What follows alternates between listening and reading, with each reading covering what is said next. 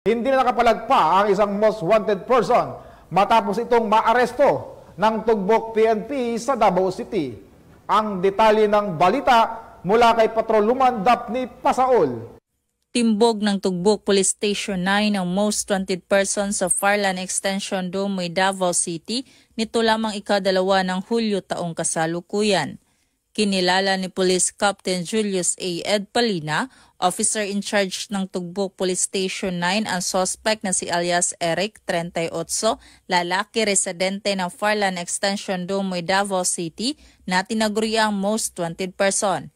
Ayon kay Police Captain Edpalina, nahuli ang suspect sa koordinasyon ng Tugbok Police Station 9, Davao City Police Office, 2nd Davao City Mobile Force Company at Corilla Municipal Police Station.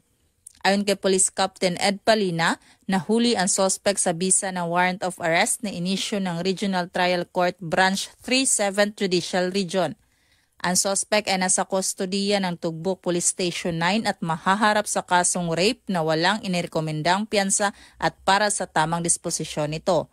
Samantala, ang Police Regional Office 11 sa pangunguna ni Police Brigadier General Nicolas de Loso Torre III, Regional Director sa kampanya nito kontra kriminalidad upang tuluyan ng makamit ang kayusan at kapayapaan tungo sa kaunlaran ng bansa.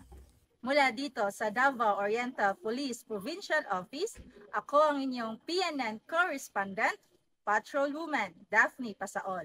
Alagad ng batas, tagataguyod ng balitang pulis.